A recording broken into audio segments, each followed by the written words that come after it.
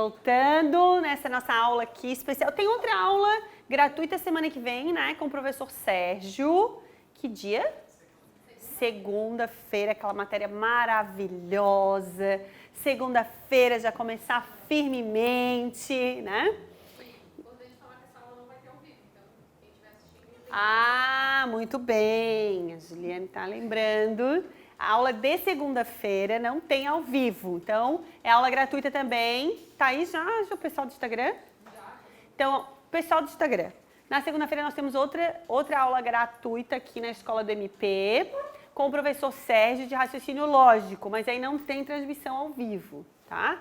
Então, se inscreva e venha assistir essa aula, porque é massa mesmo. Acho que nós vamos ter alguma coisa também na semana que vem, e aí segunda-feira, até amanhã, a gente já tem o calendário pronto, tá? Das aulas, do dia 9, começam aí as aulas, lembrando que até 48 horas elas estão disponíveis na plataforma para o pessoal do online, né?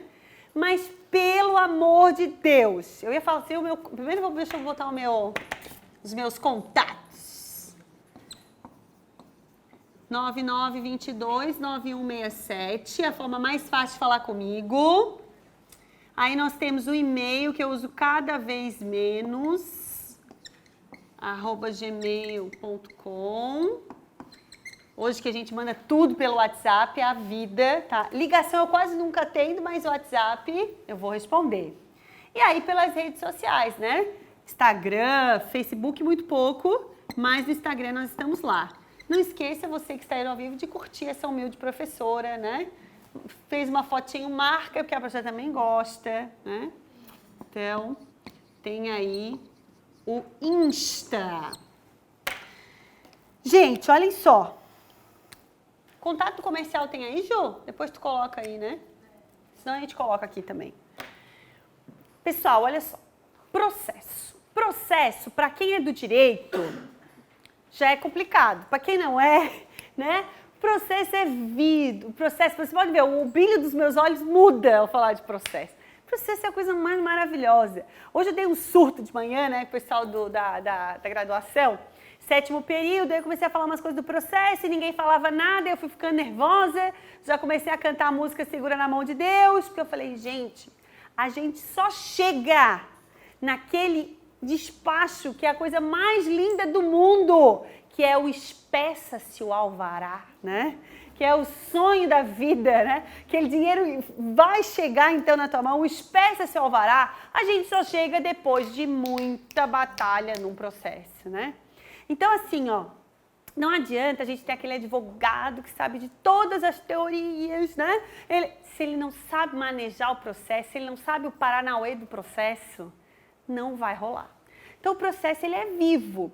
Sabe aquela história de dizer assim, como é que eu aprendo, vou fazer um tutorial de como mexer no celular, né? Do smartphone. Sabe que a gente aprende mexendo, não é assim? O processo também é muito isso. Ele é vivo, a gente vai vivenciando uma audiência, como é que acontece uma produção de prova, uma perícia, toda a citação, tudo isso é muito vivo.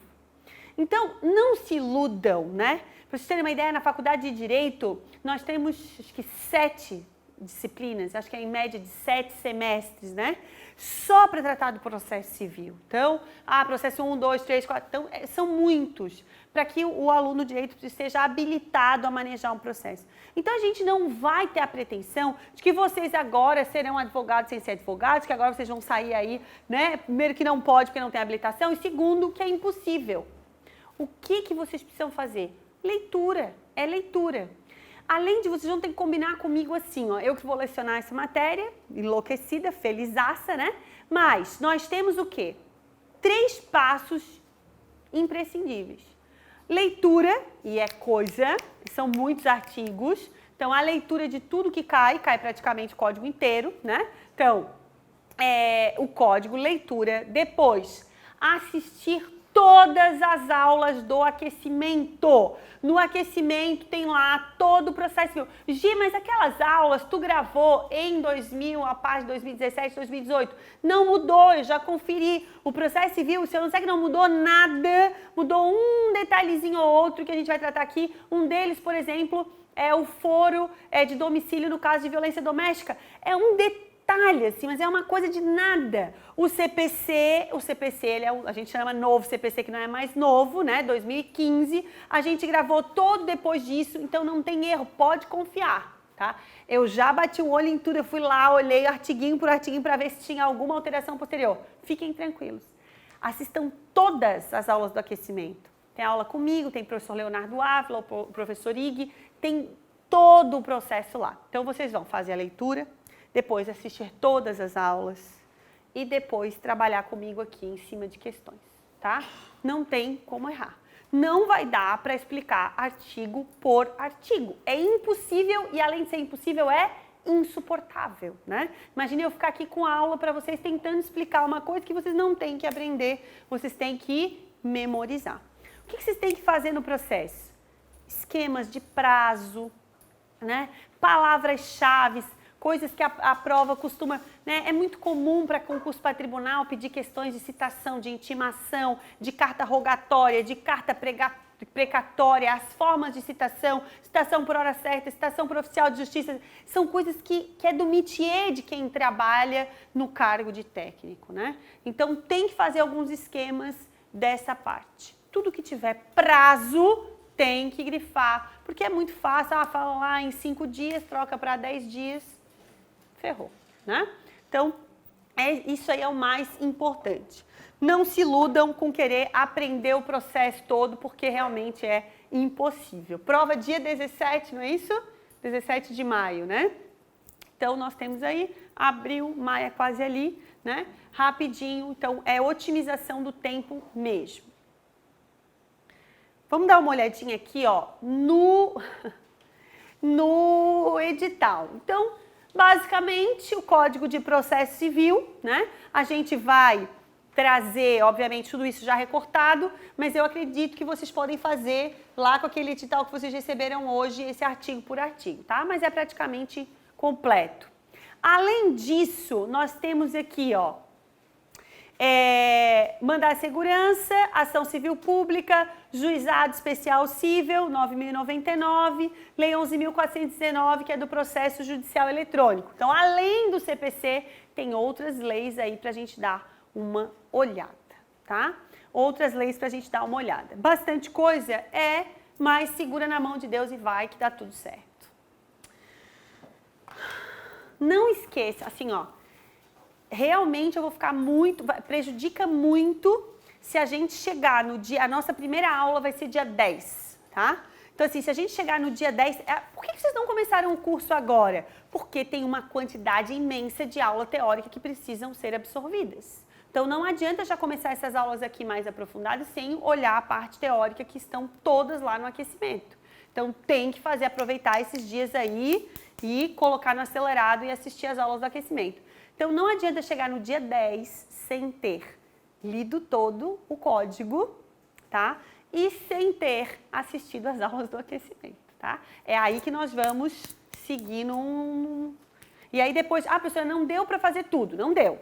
A gente vai pensar que as nossas aulas, elas serão, processos serão semanais, uma por semana, né? Então, o que dá para fazer? Lê a primeira parte do código, assiste as primeiras aulas do aquecimento e aí vem para a primeira aula. E aí vai acompanhando nesse ritmo, tá? Mas é imprescindível, imprescindível. Vamos dar uma olhadinha então aqui, ó. Considere sentença parcial de procedência do pedido do autor, homologação de transação entre as partes, homologação da renúncia à pretensão formulada na ação, decisão que reconhece a ilegitimidade ativa do autor, homologação de reconhecimento da procedência do pedido formulado na ação. São atos judiciais que importam em resolução do mérito e sujeitos à formação da coisa julgada material, aqueles descritos nos itens. Quem não é do direito deve estar pensando assim, o que é isso, né? Então, assim, ó, é muito mais fácil a gente explicar algumas coisas através das questões. A sentença, ela vai resolver o processo, ela põe fim ao processo, né? O juiz, ele pratica alguns atos, despachos, né? Decisões interlocutórias e sentença. Nos despachos, o juiz vai impulsionando ali o processo, né? Cite-se, intime-se ao Ministério Público, né? O negócio vai andando. Decisão interlocutória, ele decide algo no processo, mas ele não põe fim ao processo. Então, ele concede uma liminar ou não, ele indefere a produção de uma prova ou defere a produção da prova. Ele decidiu, mas ele não terminou com o processo. A gente chama de decisão interlocutória. Agora, sentença é quando ele põe fim ao processo, a gente fala isso em primeiro grau. As sentenças, nós vamos dividir assim, ó, em dois grupos, com resolução do mérito e sem resolução do mérito. O que é uma sentença de mérito? O que é uma resolução com... E aqui, cuidado, tá, gente? Cuidado, porque o mérito no processo civil não se confunde com o mérito que a gente fala lá no direito administrativo. Mérito no direito administrativo tem muito a ver com a conveniência e oportunidade da administração. Aqui é outra coisa. Mérito no processo civil é a decisão, é o que se discute. Então, imaginem que eu e a Ju estamos discutindo no processo a quem pertence esse controle. Qual é o mérito desse processo? É a propriedade desse controle. Quando o juiz diz pertence a Gi ou pertence a Ju, ele está resolvendo o mérito. Só que às vezes acontece algumas coisas no processo em que o juiz dá uma sentença, acaba com o processo, mas não decidiu o mérito. Ele acabou, por exemplo, porque a Gi não era a parte legítima para discutir a propriedade desse controle. A gente diz que é um caso de ilegitimidade de parte. Ele acabou com o processo, ou tem a questão de carência de ação, tem vários casos em que ele acaba com o processo, mas ele não decidiu a questão principal, ok? Então ele pergunta aqui, importante, né? Quando ele não decide o mérito, esse processo acaba, mas faz apenas coisa julgada formal. O que isso significa? Aquele processo acabou, mas nada impede que eu entre com outro processo discutindo a propriedade do controle. Ela fez apenas coisa julgada formal. Quando faz coisa julgada material, é que daí acabou. Daí não tem mais como discutir mesmo. Quando a gente decide o mérito e passa o prazo para recurso, a gente diz que aconteceu o quê? A resolução do mérito e fez coisa julgada material. E aqui ele pergunta o seguinte, ó, naqueles exemplos todos, quais que importam em resolução do mérito e estão sujeitos à coisa julgada material? Ou seja, a gente teria que identificar se ali no meio tem alguma que não resolveu o mérito e que apenas fez coisa julgada formal. Vamos ver. Sentença de procedência parcial do pedido. O que significa? O juiz julgou que a parte tem razão em parte do que ela pediu. Decidiu o mérito? Decidiu. Ela pediu 100 e levou 50, por exemplo. Decidiu. Homologação de transação entre as partes. Transação é sinônimo de quê? De acordo, né? Transação. Então, eles fizeram um acordo, as partes fizeram um acordo, o juiz homologou. Resolveu o mérito? Resolveu. Homologação de renúncia à pretensão formulada na ação. Eu entrei com uma ação e resolvi renunciar. E o juiz homologou aquela renúncia. Acabou? Acabou. Acabou, eu renunciei, não posso mais discutir aquilo ali. Decisão que reconhece a ilegitimidade ativa do autor. Aqui não. Aqui não tem resolução do mérito. Aqui só tem coisa julgada formal. O juiz diz... Quer um exemplo clássico? A mãe que entra com uma ação de alimentos em nome próprio pedindo alimentos para o filho. Ela não é parte legítima. A parte legítima é quem? É o filho. O alimento é dele. É ele que tem que entrar com a ação. Então, nesse caso, se é ilegitimidade de parte, matou. Homologação de reconhecimento da procedência do pedido formulado na ação. Reconheci que eu devo realmente, homologou, resolveu o mérito. Então, aqui a gente tem apenas, aí a 4, apenas o item 4, que é apenas coisa julgada formal. Coisa julgada formal e material é a cara de cair nesse concurso, tá? O juiz, em seu primeiro contato com a petição inicial, que discute matéria exclusivamente de direito, sendo, portanto, dispensada a instrução probatória, verifica que o pedido do autor está em divergência com o entendimento pacificado pela jurisprudência do STJ, consolidado pela edição de uma súmula. Nessa situação, o Código de Processo determina que o magistrado... Gente, sem inovação, a gente tem que ficar bem ligado. Olhem só. Um processo, como regra, nós temos duas ou mais partes, não é isso? Existe um princípio básico do processo que a gente vai estudar aqui, que é o contraditório e a ampla defesa. Eu digo que esse princípio é básico na nossa vida. A gente precisa entender isso para a gente entender processo, né? Então, imaginem assim, ó, que muito antigamente, né? Tanto que o devido processo legal, ele vem lá de 1215, lá na Carta do Rei João Sem Terra já tinha resquícios do devido processo legal, mas só para algumas pessoas, não era para todo mundo. Mas imaginem que tu chega em casa e tem alguém levando o teu carro.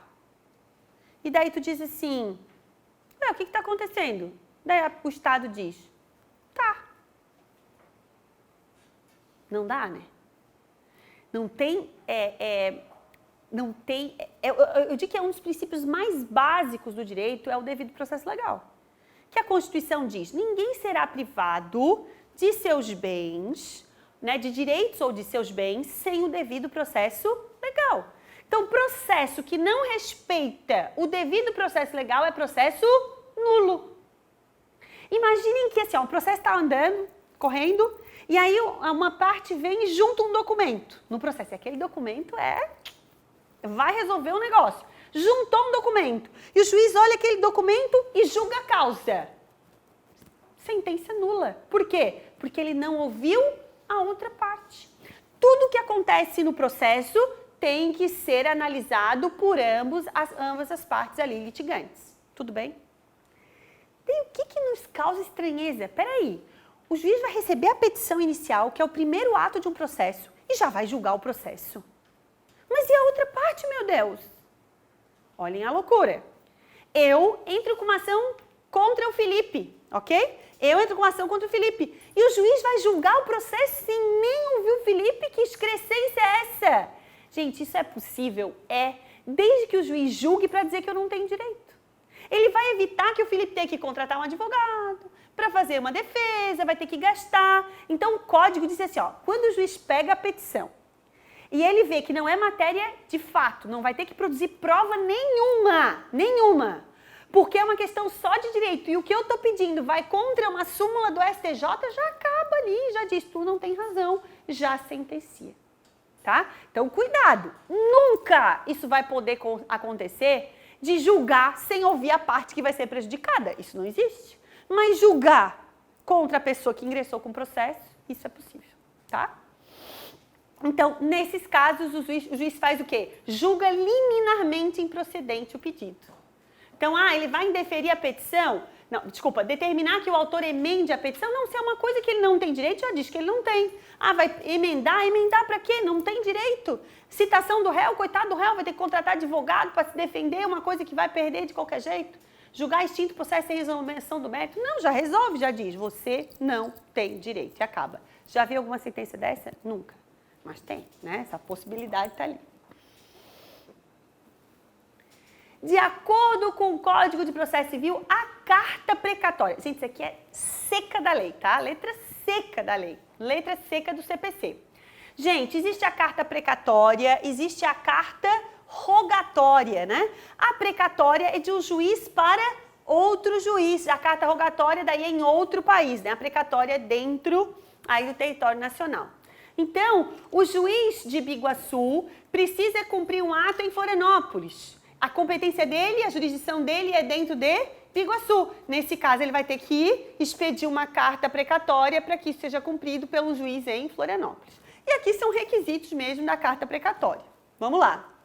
Deverá ser instruída com cópias necessárias à realização do ato deprecado, vedada em qualquer hipótese a remessa do documento original. Pode, se for imprescindível que se avalie o documento original, pode-se mandar sim o documento original. Hoje é tudo eletrônico, né? Mas pode, então essa vedação não. Vai se mandar para o juiz, né, deprecado tudo que é necessário ao cumprimento. Tem caráter itinerante, podendo mesmo antes de lhe ser ordenado o cumprimento, ser encaminhado a juízo diverso do que dela consta a fim de praticar o ato. Exatamente. A carta precatória, ela anda, gente, ela caminha. Então, se aquele diz, não é aqui, é lá no outro, já determina a prática de algum ato necessário. Será expedida preferencialmente por meio físico? Não, gente, é preferencialmente por meio eletrônico, tá? Então, tudo errado aqui, é preferencialmente pelo meio eletrônico. Não poderá, em nenhuma hipótese, ter seu cumprimento recusado pelo juiz deprecado, sob pena de assim o fazendo incorrer em responsabilidade funcional. Não, o Código de Processo Civil diz, será recusada a carta precatória quando? Um exemplo é, não instruído com os documentos necessários ao seu cumprimento. Então, tem algumas opções lá de quando ela não vai ser cumprida, então ele pode recusar. Deverá ser transmitida por correio, pulei uma? Deverá ser transmitida por correio, malote, pela internet ou por qualquer outro meio idôneo que garanta a aferição de sua autenticidade, sendo vedada a transmissão por telefone. Errado. Pode ser transferida também por telefone. É usualmente pela internet, processo eletrônico e tudo mais, mas pode ser por telefone também. Letra C, que é só ir lá no Código de Processo Civil, onde tem da carta precatória. Todos esses detalhes estão lá. Então, letra B de Black Label. De acordo com o Código de Processo Civil, aos auxiliares da Justiça, auxiliar de Justiça, tem o oficial, tem o perito, né? Tem mais o mediador, tem uma galera, os próprios servidores, são auxiliares aí da Justiça. O que o Código diz? Inclusive ao oficial de Justiça, aplicam-se no que couber os motivos de impedimento e de suspeição previstos para o juiz. Com exceção do perito, aplicam-se aí os casos de impedimento, mas não de suspeição. Aí, de novo, com exceção do oficial de justiça, do perito e do chefe de secretaria, não se aplicam os motivos de impedimento e suspeição. Com exceção do mediador, com exceção do perito. Errado, gente. Olhem só, o que nós temos primeiro entender o que é impedimento e o que é suspeição. Impedimento e suspeição são situações que podem macular o processo com parcialidade. Então, o que a gente tem? A gente tem que o processo, né, todos os atores do judiciário, eles devem ser imparciais, até para que possam agir com justeza na hora da decisão. Nesse caso, imaginem assim, imagine um juiz que vai julgar uma causa cujo filho dele é parte. O que vocês acham? Dá? Ele pode julgar a causa que o filho dele é interessado? Não. Ou que a mulher dele é advogada da parte? Não, né? Então, nós temos essas causas de impedimento e de suspeição, como, por exemplo, impedimento é muito mais objetivo, que é parentesco, já ter atuado na causa. Já na suspeição, é um pouco mais subjetivo, é amizade, inimizade, né? Ou seja, situações que podem macular a decisão. Impedimento e suspeição. Gente, o que se aplica para o juiz, se aplicam também, inclusive para o oficial de justiça, no que couber, para todos esses, perito, chefe de secretaria, mediador, todos esses estão sujeitos àqueles casos que já são lá estampados para o juiz, a gente estende. Então, imaginem assim, teve uns casos agora da Polícia Militar, em que muitos alunos reprovaram na prova no psicológico, né? Uma galera. Aí o que aconteceu? Tem que fazer perícia. Aí tu nomeia um perito que é um psicólogo. Aí o psicólogo participou da aplicação do teste lá no dia da banca. Ele pode ser perito nesse caso? Não, ele não pode, né? Ele não pode. Então isso é para evitar essas parcialidades. Isso se aplica aí para todos os auxiliares da justiça. Isso aqui é bem comum cair.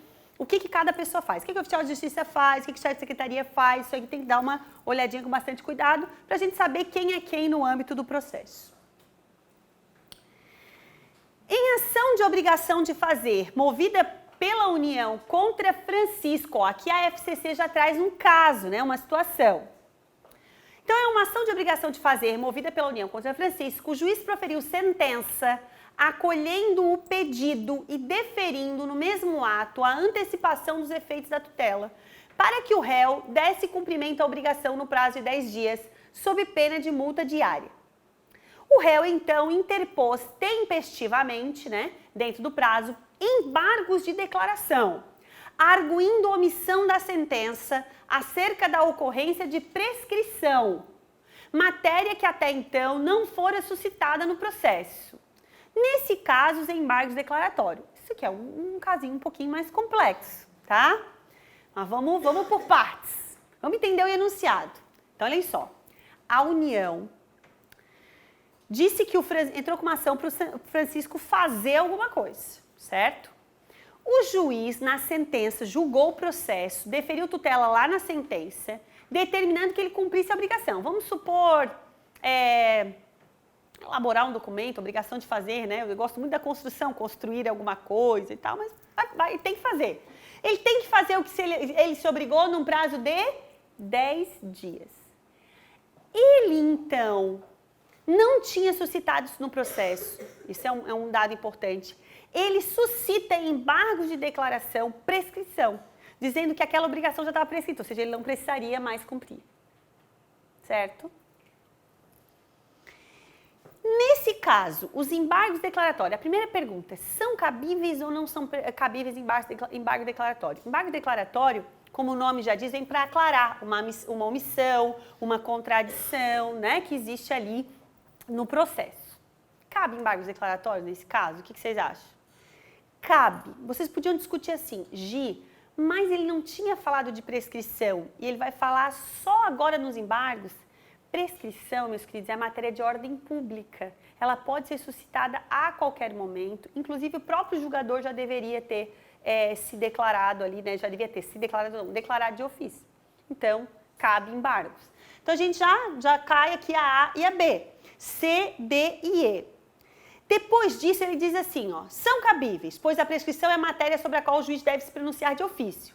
Ademais, a mera interposição dos embargos interrompe o prazo para interposição de recurso, mas não suspende a eficácia da sentença. Depois, aí ele diz que suspende, ele troca aqui as questões de suspensão e interrupção de prazo e se ela suspende ou não a execução da sentença. Por que eu trouxe essa questão? É um pouquinho complexa, acho que não está assim tão diante de um caso de técnico, mas eu queria chamar a atenção de vocês que é o seguinte, isso é pegadinha de prova de técnico. Tem prazo que suspende e tem prazo que interrompe. O que significa isso? Que ele vai parar, né? Um dia, eu lembro que eu estava indo para casa com o meu consorte, né? Que ele também é advogado, né? Eu brinco que às vezes ele é sem sorte, mas na maioria das vezes ele é com sorte. E aí, indo para casa, ele disse assim, aí eu falei alguma coisa de um prazo nosso, tal, o judiciário dele falou assim, não, o prazo está interrompido por suspensão. Eu, oi? Né? Não, querido, ou tá uma coisa ou tá outra coisa. Interrompido, suspenso ou suspenso por interrupção não dá certo. Ou é uma coisa... Ele quis dizer que ele parou. O prazo parou. Então, assim, ó, eu tive uma sentença, da sentença cabe apelação. Mas o prazo suspendeu para recurso. Ou interrompeu. O que isso significa? Ele parou. Qual é a diferença entre um prazo interrompido e um prazo suspenso? O prazo suspenso, ele volta a contar de onde ele parou. Então, imagina ali, o prazo é de 15 dias. Já se passaram 10, ele vai ter mais 5 depois. Se o prazo foi interrompido, ele conta tudo de novo. Entenderam? Se a pessoa tinha o prazo para embargos, embargou no último dia, significa que vai contar de novo mais 15 dias lá para apelação. Entenderam? Então, eu queria chamar a atenção nesse caso para vocês, era isso. Que os embargos declaratórios, eles interrompem o prazo.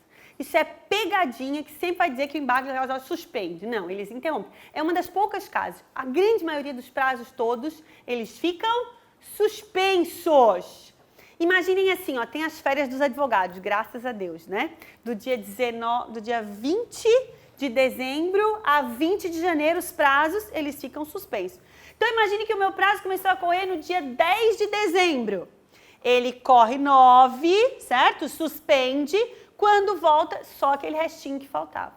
A grande maioria dos prazos, eles são suspensos no processo, mas o embargo, ele interrompe.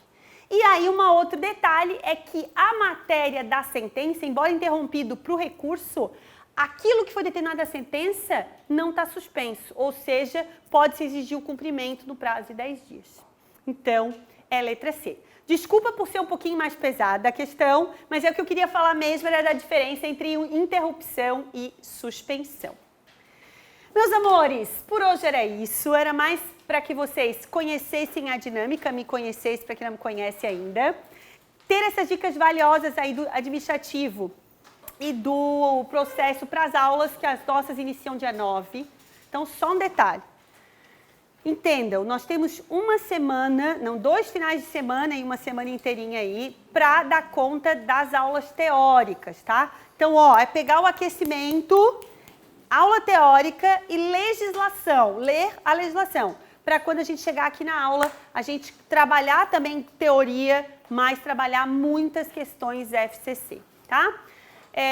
Temos aí o edital verticalizado, vocês vão fazer essas anotações, tem o informativo do curso. Se precisarem de informações, o Gui tá ali fora, a gente também está nas nossas redes sociais, tá? E é isso, muito obrigada. Foi um prazer estar com vocês nessa noite de quinta, né? Estou mais perdida, onde que eu ainda estou lá no Rio de Janeiro, né? Muito obrigada, um beijo enorme. Para vocês que estão aí em casa, ó, um beijão. E até a nossa aula, se a gente não inventar alguma coisa semana que vem, mas até o dia 9, tá? Beijinhos. Comam mais docinhos, hein? Comam mais docinhos.